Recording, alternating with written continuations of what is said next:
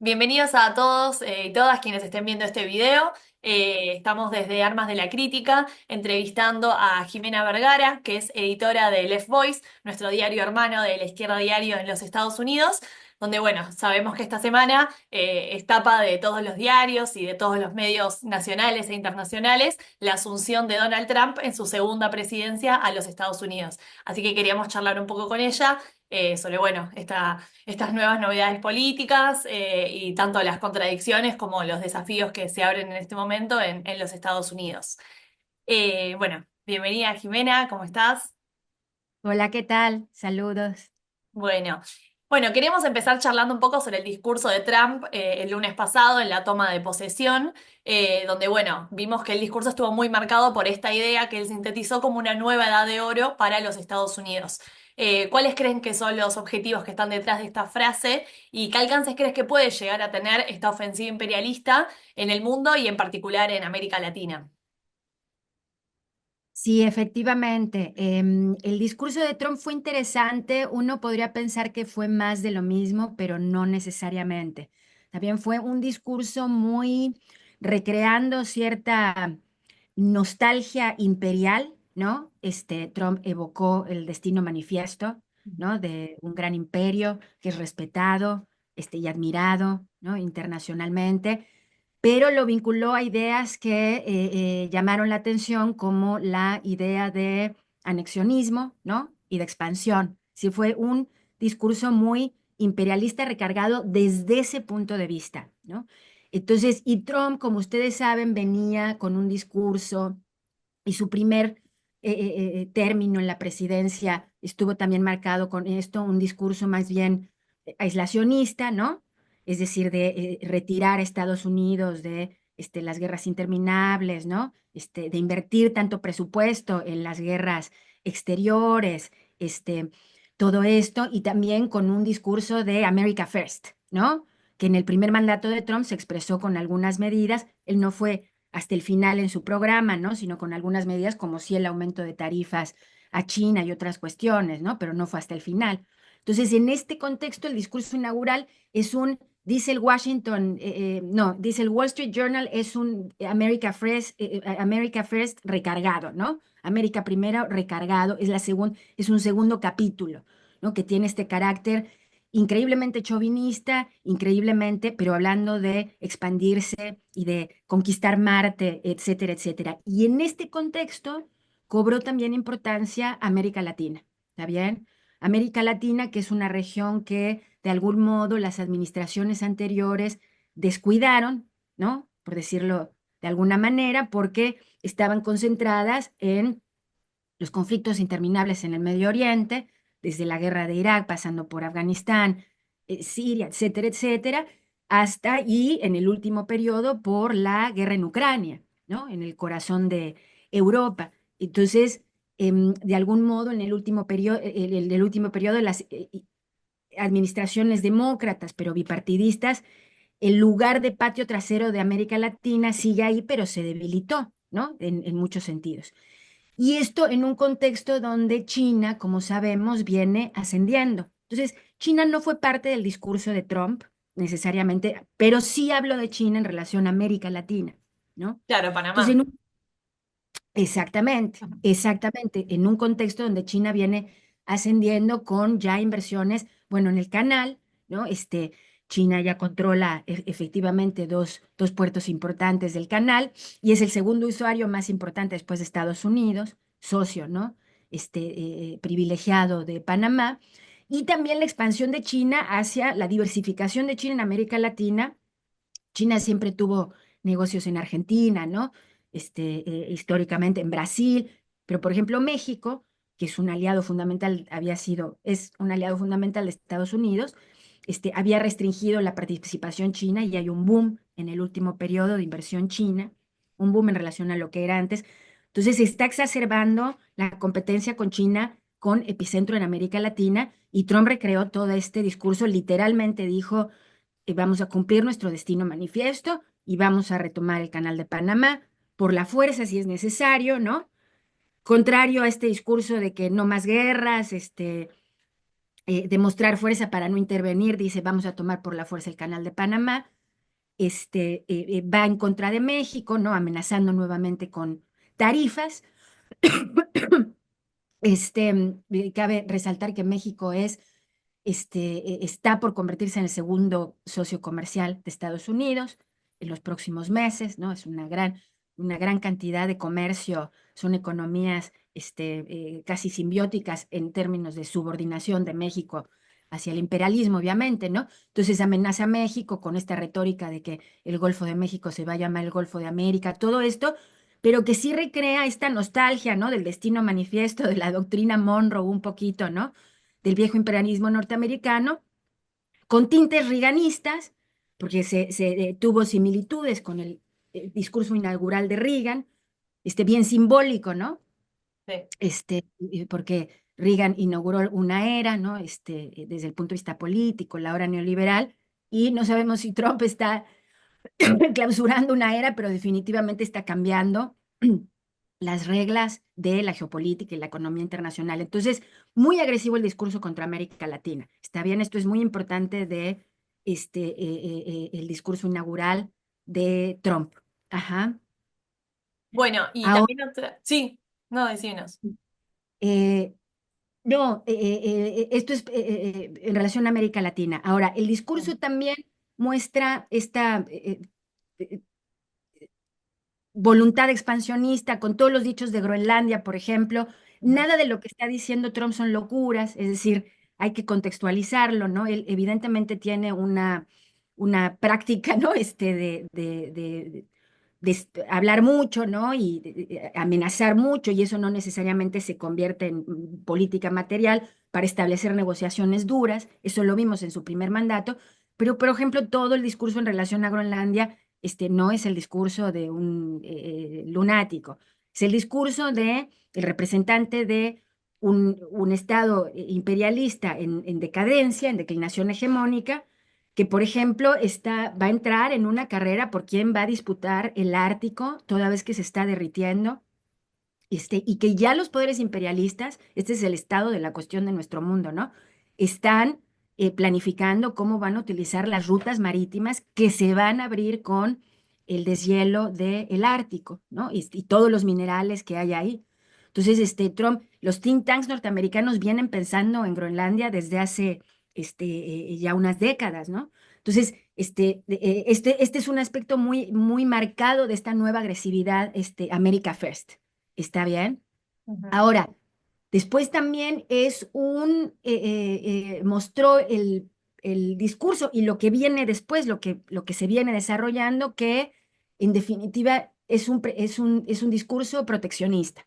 Está bien, es América First también proteccionista, y la cuestión de las tarifas, que parecía muy difícil de realizarse, ¿no? Porque es muy contencioso. El problema de las tarifas, específicamente contra México, China y Canadá, es que de los tratados de libre comercio y de la relación con China, las corporaciones, los grandes capitalistas estadounidenses han hecho millones y millones, ¿no? Es un negocio muy redituable. La relación con México, de las corporaciones imperialistas, de la relación con Canadá, otro país imperialista, y una gran parte de la industria estadounidense utiliza tarifa, perdón, productos chinos, ¿no? En tecnología, en agricultura, en manufactura, es decir, hay una gran imbricación producto de las cadenas de valor globales de estas economías, ¿no? Entonces, la cuestión de las tarifas ha sido muy contenciosa porque directamente porque afecta a un sector del capital estadounidense. Pero con vuelco, ¿no? De sectores del gran capital a Trump, ¿no? Que incluye los tech boys, que ya hablaremos de eso en su momento, ¿no? Que incluye los crypto billionaires, ¿no? De la economía cripto, de toda esta gente, la gente de la industria petrolera, las corporaciones petroleras que son profundamente trumpistas. En este giro del capital, pues ya el capital financiero está más o menos resignado a que vienen cambios estructurales. Ayer, por ejemplo, JP Morgan, una de las corporaciones financieras más importantes de Estados Unidos, dijo que las tarifas vienen y vienen. ¿Está bien? Entonces, es un discurso también increíblemente proteccionista. ¿Está bien? El de Donald Trump. Ahora, vamos a hablar más adelante qué contradicciones tiene para llevar a cabo esta agenda. Está bien, porque además tiene contradicciones internas. No es necesariamente coherente todavía, ni desde el punto de vista geopolítico, ni desde el punto de vista económico. Ujú. Bueno, ligado a esto último que decías, también esta semana se habló mucho sobre que el gobierno de Trump es una oligarquía o una especie de plutocracia por el gran peso que tienen los bueno, los billonarios, como Elon Musk, por ejemplo, que bueno, también fue muy polémica esta semana esa foto que circuló de ese saludo nazi. Pero bueno, al mismo tiempo también Trump hizo su campaña dando un gran peso a la clase obrera estadounidense. Por eso queríamos preguntarte cómo analizás esta relación de Trump con el gran capital por un lado y con la clase obrera también por el otro. Sí, efectivamente. Bueno, esta es una de las grandes contradicciones que tiene la administración Trump y que puede convertirse en una importante debilidad. Es una fortaleza, le dio un momentum enorme, ¿no? Frente unido que construyó con el gran capital de una manera mucho más profunda que en su administración pasada, donde seguía siendo un paria, en última instancia, para el gran capital.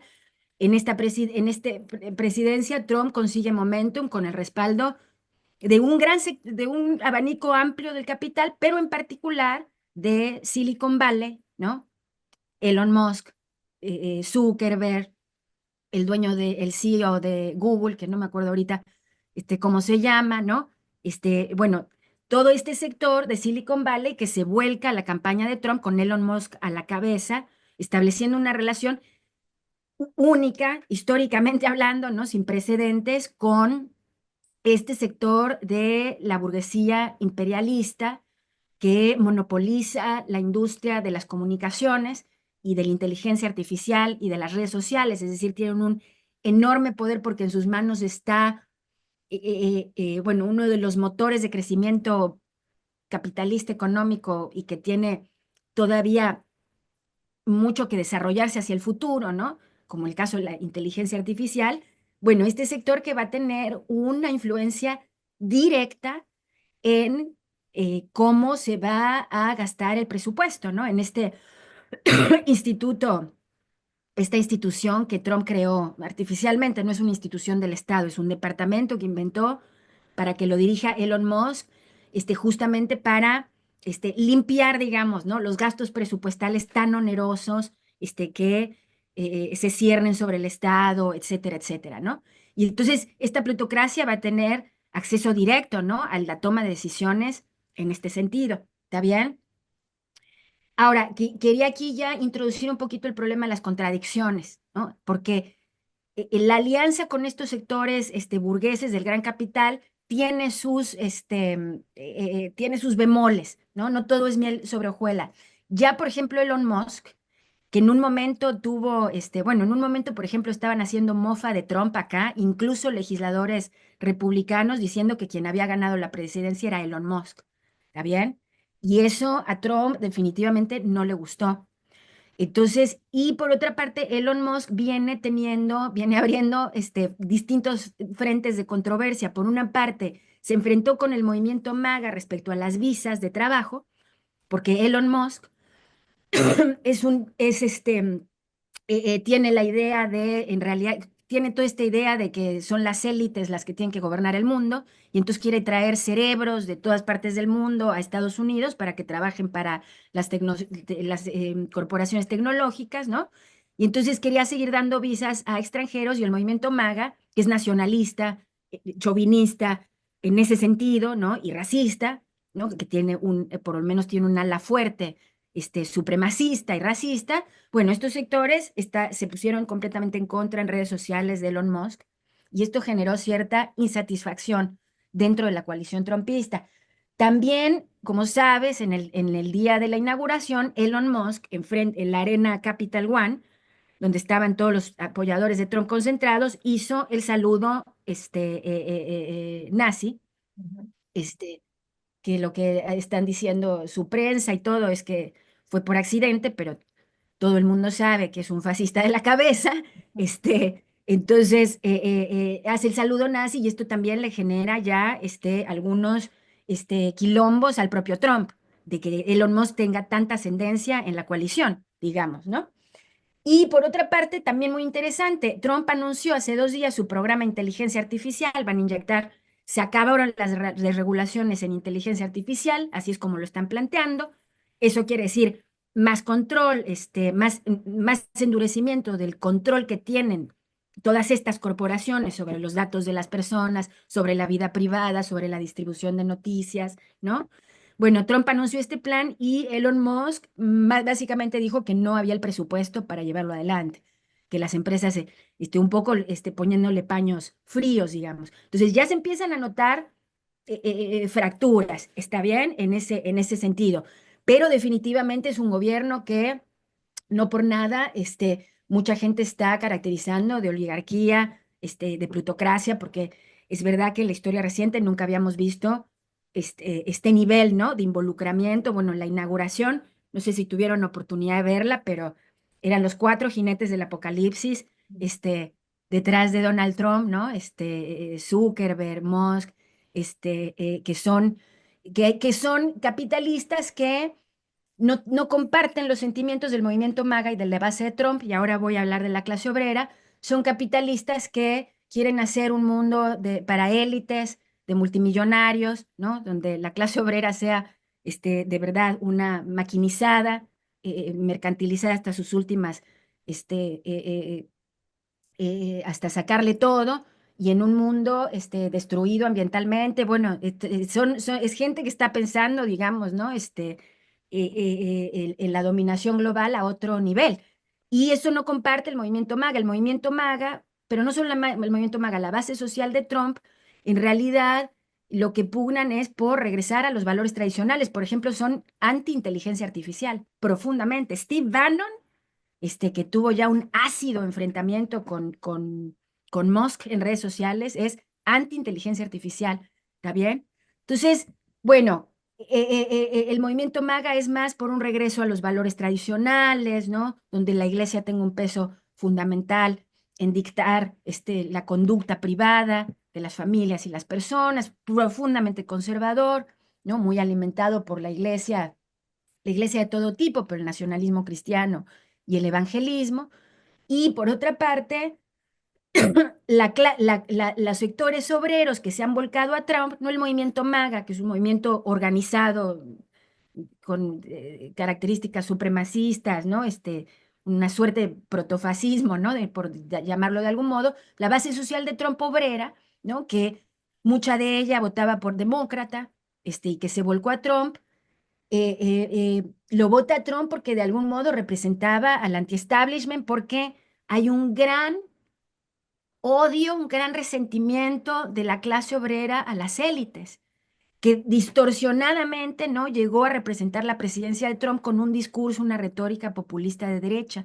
Pero lo que hay debajo, como demostró el asesinato del CEO de United Health, del cual fue acusado Luigi Mangione, que es el evento que más ha despolarizado a la base social del Partido Demócrata y del Partido Trumpista, porque todos lo consideran un héroe, pero no un héroe, pero lo que trajo el asesinato de este CEO es que millones de personas denunciando cómo sus familias, sus vidas han sido rotas por la negligencia y la avaricia de las grandes aseguradoras médicas, porque hay un gran odio hacia las élites.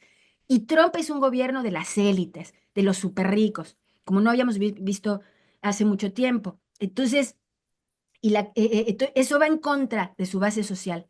Eso va en contra de su base social, que mucha de su base social fue parte de la huelga, por ejemplo, automotriz, de las grandes automotrices en 2023, dirigida por el sindicato automotriz, ¿está bien?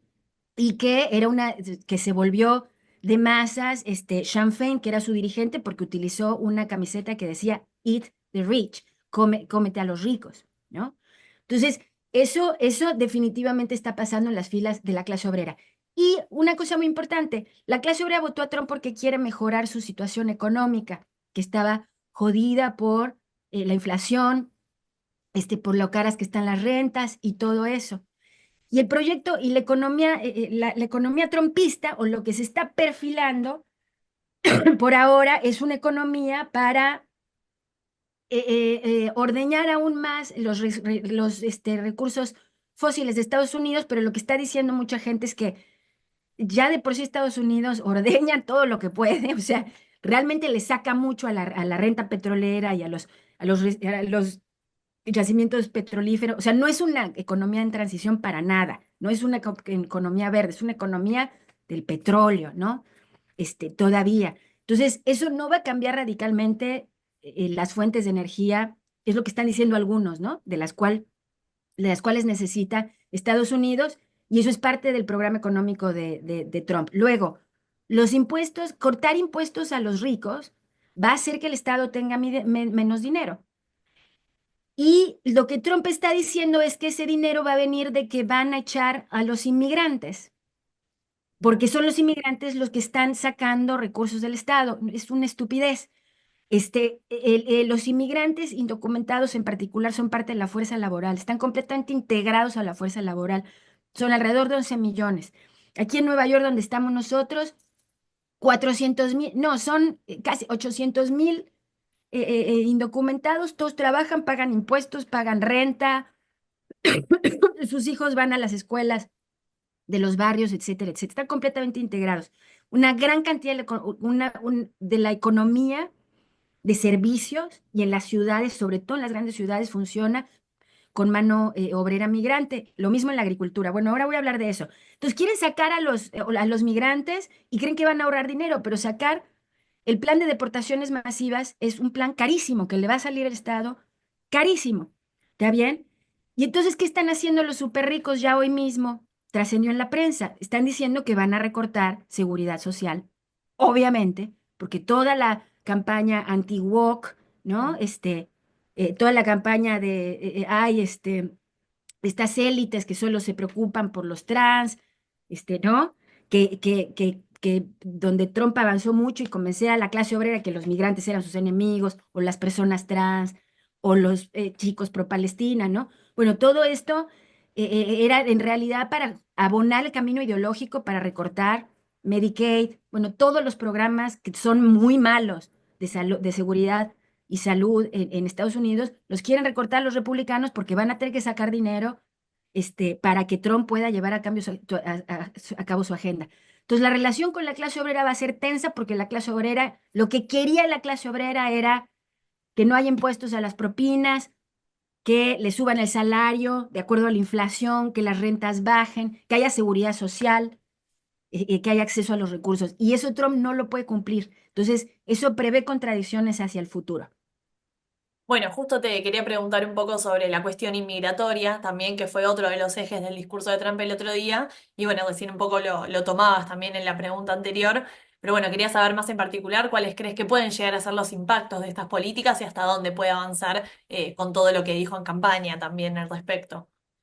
Sí, ahorita hasta donde sabemos, ¿no?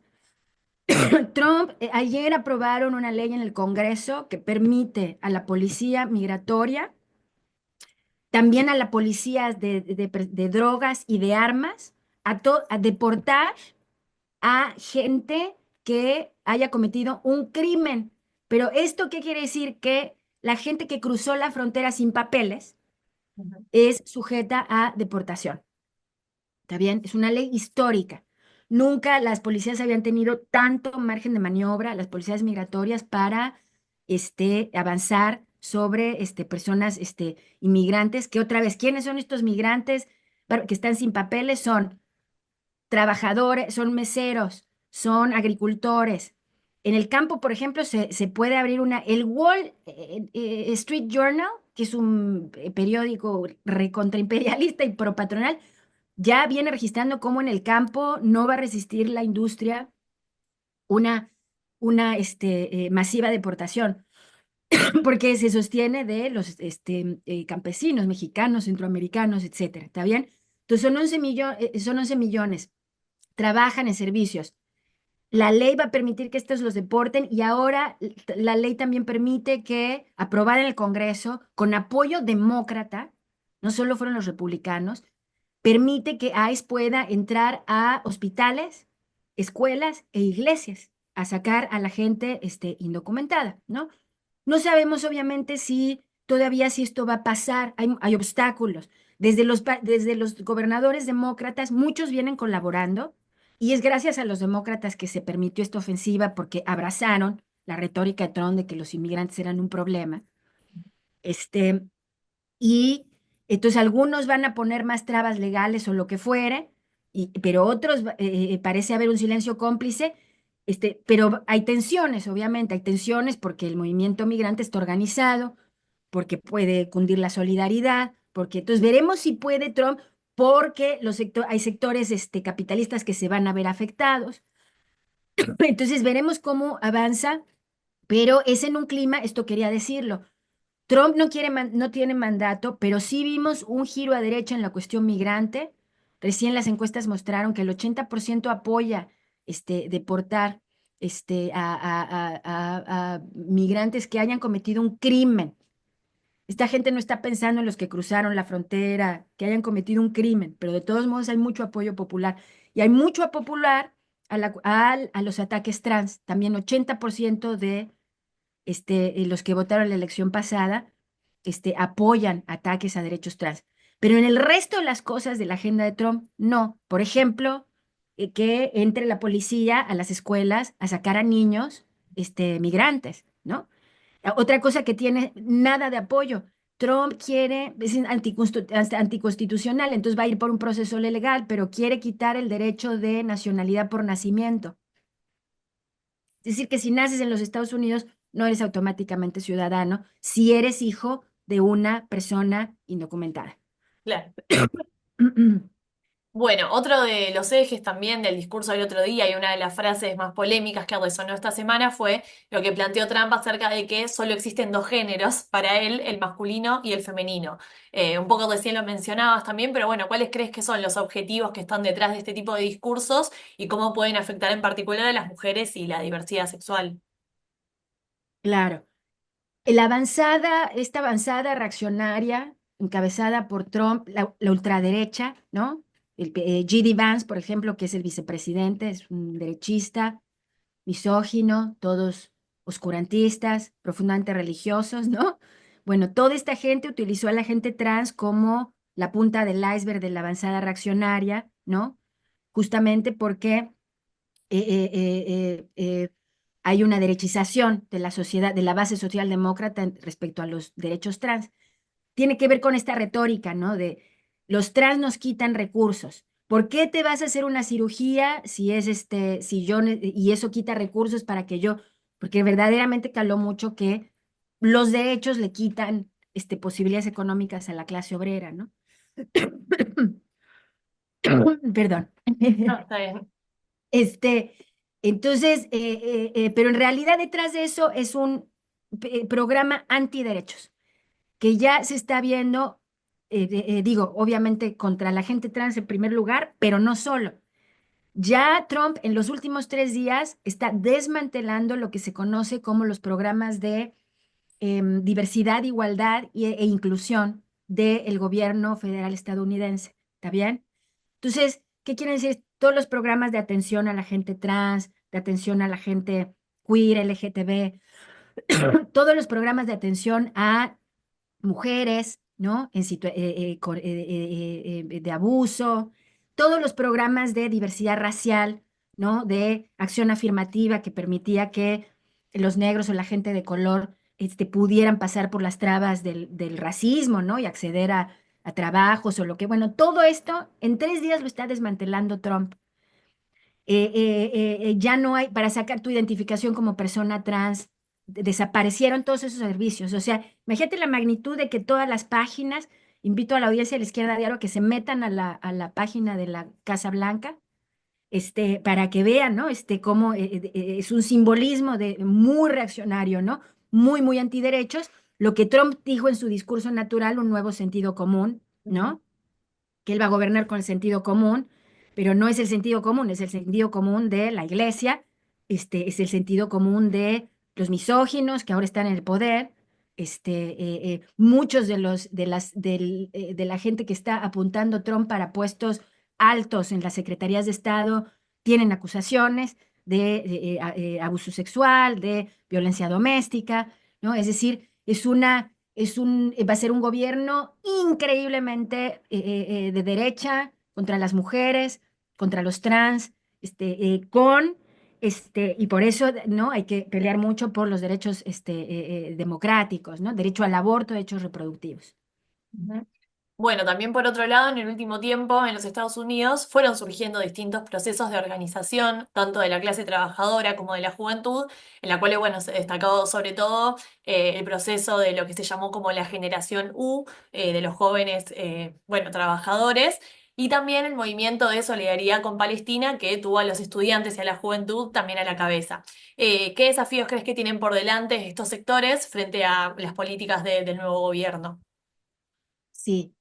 Bueno, no, efectivamente, se habla muy poco. Bueno, primero decir que Trump se está presentando con un mandato de masas y que esto no es así, ¿no? Ni ganó la elección por tanto, y hay un amplios sectores, ¿no? De la población en Estados Unidos que han protagonizado en los últimos años procesos de lucha interesantísimos, ¿no? Como en el movimiento obrero, ¿no? Fenómeno obrero que ya viene desde el 2018, ¿no? Gestándose de reorganización de sectores que no están sindicalizados para pelear por sindicato o de sectores tradicionales que han visto sus condiciones de vida venirse abajo, sobre todo en la pandemia, ¿no? Y posterior con eso a la inflación, a la enorme inflación, la carestía de la vida que vino después de Biden, ¿no? Y entonces, y dentro de este sector, que además se combinó con, este, bueno, con una redespertar de las ideas socialistas, que vamos a hablar en un momento de eso, hay en particular una nueva generación obrera, ¿no?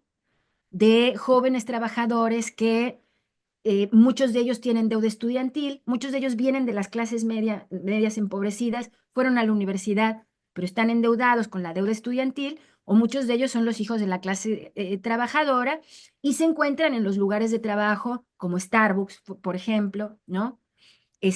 O en Amazon, por ejemplo, en las bodegas de Amazon, donde, fenómeno interesante, son trabajadores precarios de los sectores más vulnerables, ¿no? De las minorías étnicas, inmigrantes, pero al mismo tiempo este fenómeno de reorganización obrera ha hecho que la juventud de clase media se entusiasme por dejar sus vidas, ¿no? Clase medieras y ir a organizar a los trabajadores.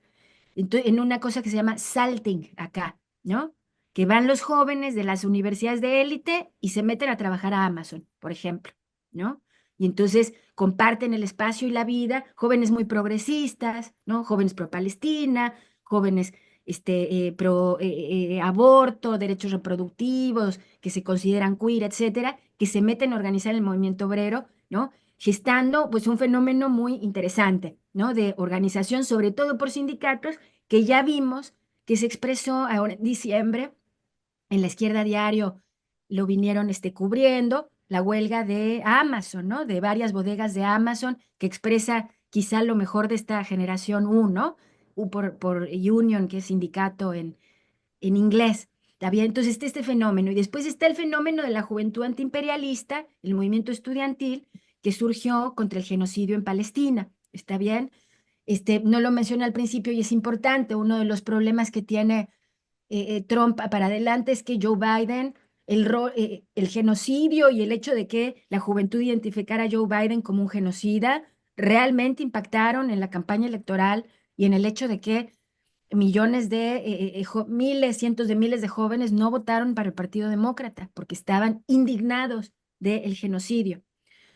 Trump precipitó con esta forma de que está tratando de gobernar de velocidad y rapidez, precipitó un cese al fuego, ¿no? Obligó a Netanyahu un cese al fuego, pero que verdaderamente es muy frágil, ¿no? Es muy frágil y que Israel lo puede romper en cualquier momento, porque la resistencia palestina está ahí. Entonces, este va a ser un elemento que va a actuar en la administración Trump. Y como decías, efectivamente surgió en Estados Unidos, posterior al 7 de octubre, un, un movimiento en solidaridad con el pueblo palestino y contra el genocidio, que cuestiona uno de los pilares del régimen bipartidista imperialista que es sionista. Y ahí sí, azul, rojo, elefante, burro, demócrata, republicano, los dos partidos pelean por demostrar quién es más sionista que el otro. Entonces, entonces esta juventud y muchos jóvenes que están en el movimiento obrero son pro-Palestina, ¿está bien? Pero además también en el movimiento obrero están los sectores migrantes. Entonces, por ejemplo, hay bodegas de Amazon acá en Nueva York donde los trabajadores africanos que van a las bodegas a trabajar llevan llevan el pañuelo palestino a trabajar todos los días porque son pro-Palestina, ¿no? Entonces, todo esto abre y las expectativas que generó Trump, como decía, porque la clase obrera quiere ver sus condiciones de vida mejorar, todo esto abre la posibilidad de que la lucha de clases, de que toda la solución esta de bonapartista de derecha a la crisis de declinación norteamericana no sea exacerbada por la ultraderecha, y estos fascistoides, sino que sean las masas las que intervengan en esta crisis con una política independiente, ¿no? Bueno, y para ir cerrando también, queremos hacerte una última pregunta sobre esto que también mencionas recién, acerca de que durante la última presidencia de Donald Trump surgió un fenómeno, sobre todo en la juventud, alrededor de lo que se llamó el socialismo millennial. Queríamos, bueno, preguntarte eso, ¿cómo ves en esta nueva etapa la oportunidad de que vuelva a surgir un interés por las ideas de la izquierda, bueno, y aumentar este tipo de fenómenos? Sí, efectivamente. No, muy interesante. Hay en la juventud, desde luego, un fenómeno que persiste, que es que proviene, ¿no? Que surge del socialismo millennial, que es este fenómeno de jóvenes que en un proceso de ruptura con el Partido Demócrata empezaron a abrazar ideas socialistas que en su momento representaba lo que ellos consideraban ideas socialistas, que en su momento representaba Bernie Sanders, ¿no? Que tenía un programa justo pues contra el establishment, ¿no? Contra los súper ricos, para que los ricos paguen impuestos y de eso se haya seguridad social, por salud pública, ¿no? Bueno, todas cuestiones para quitar la deuda estudiantil a sus estudiantes, bueno, todas cuestiones, más un programa de estado de bienestar, ¿no? En ese sentido, pero que los jóvenes, después, especialmente en la crisis del 2008, y de Occupy Wall Street, abrazaron como propio y empezaron a radicalizar, ¿no? O sea, la propia experiencia con el capitalismo que en épocas de crisis no puede dar nada, ¿no? Y la crisis del 2008 radicalizaron este sector y Sanders se convirtió en una gran figura, pero junto con el fenómeno de Sanders surgió de un partido que ya existía en los ochentas, ¿no? Que fue el partido que capitalizó, ¿no? Este furor por Sanders, el Democratic Socialists of America, el DCA, que justo cuando el 2016, con el ascenso de Sanders, pero que no lo dejan llegar a las primarias, y bueno, él accede a votar por Hillary y todo esto, decepcionó mucho a un sector de la base tradicional demócrata juvenil, y entonces fueron a organizar este partido, el Democratic Socialists of America, por decenas de miles, ¿no? Hasta 100,000 miembros llegaron a tener en su momento. Tienen muchas revistas esta organización, pero una revista importante que quizá nuestra audiencia conoce es Jacobin, ¿no? Sí, ¿Está hay una bien? versión latinoamericana también. Exacto, exacto. El problema, y entonces este socialismo millennial ya pasó por toda la experiencia de Sanders diciéndole que sí a Hillary Clinton, luego metiéndose, luego no lo dejan participar en las primarias y en lugar de rebelarse, se mete a la administración de Biden y Sanders fue todo este periodo, parte de la administración de Biden tenía un puesto alto, era el jefe del presupuesto del Senado, de la bancada demócrata, ¿está bien?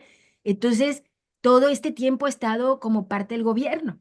Entonces, todos estos jóvenes están estos jóvenes que ya no solo es el socialismo millennial, porque luego vino el Black Lives Matter y la generación uno, ya son varias generaciones con distintos niveles de experiencia política que en esta elección ya no votaron por los demócratas porque no podían aceptar votar, era lo que decían, no vamos a votar por los genocidas del pueblo palestino, ¿no? Imbuido por todo el movimiento pro-Palestina. Entonces, y dentro de este sector hay un sector minoritario, ¿no? Obviamente, que es el que más se movilizó por Palestina, que está, es un sector duro que se enfrenta a la policía, que enfrentó la represión contra los acampes en las universidades. Este sector es un sector que claramente es anticapitalista en un ambiente más en general anticapitalista, porque de verdad, bueno, por esto que pasó de Luigi Mangione y el asesinato del CEO por las élites, por la barbarie con el planeta, ¿no? Por todas estas cosas hay un sentimiento general anticapitalista y un sector de la juventud radicalizada que quiere entender qué es el socialismo y quiere opina que hay que construir un futuro que no es capitalista, ¿no? Y que es un futuro de, donde las cosas tienen que ser comunes, donde tiene que haber una propiedad común de las cosas, aunque es una idea vaga, ¿no? Es una idea y es profundamente antirracista y profundamente antiopresión, ¿no? Entonces, hay grandes posibilidades para que de esta sí, de este fenómeno surjan alternativas. Hay obstáculos, ¿no? Y con esto cierro porque seguramente ya hablé mucho, pero desde luego hay obstáculos. El movimiento obrero, esta generación U, tiene un desafío enorme que es enfrentar el proteccionismo. Sinn Féin, que era un dirigente combativo, bueno, que dirigió la huelga hasta los automotrices, ¿no? Siempre ha sido demócrata, pero estaba presentándose como combativo. Hace 3 días, un día antes de la inauguración, dijo que apoyaba el programa proteccionista de Trump, ¿no? Y esa es la burocracia de izquierda. La burocracia de derecha directamente casi que votó por Trump, no lo votó, pero casi. Y estas burocracias están apoyando el programa proteccionista, que es lo que va a dividir a la clase obrera nuevamente, si lo permitimos. El proteccionismo contra los trabajadores mexicanos, el America First contra los inmigrantes, ¿no? Toda esta retórica es una falacia, es una gran falsedad burguesa, que quieren imponer sobre los trabajadores estadounidenses y el resto de la clase obrera, ¿está bien? Entonces vamos a tener que pelear mucho contra el chauvinismo y el proteccionismo desde un internacionalismo obrero y socialista. Ujú. Bueno, muchas gracias Jimena por toda la conversación. Realmente es muy interesante todo lo que nos transmitía sobre, bueno, la experiencia que se está viviendo hoy en día en Estados Unidos y de los procesos que vienen también. Y bueno, creo que sobre todo acá en Argentina también nos sirve mucho para pensar los desafíos frente al gobierno de Milei, que bueno, sabemos que fue uno de los pocos presidentes invitados incluso el otro día a la toma de posesión de Trump. Y bueno, es parte de esta derecha internacional que a su vez tiene ciertas contradicciones también, sobre Sí. todo por esto que decías de la política más proteccionista y aislacionista de los Estados Unidos, que para la Argentina es un problema también en un sentido, porque Milei tiene una política económica en otro sentido. Entonces, bueno, me parece que da para seguir cortando mucha tela y seguir profundizando un montón en estos temas. Pero bueno, no sé si querés agregar algo más o de nuestra parte ya estamos. Nada, muchas gracias, Brenda, y esperemos seguir conversando. Muchas gracias. Bueno, muchas gracias a vos. Nos vemos.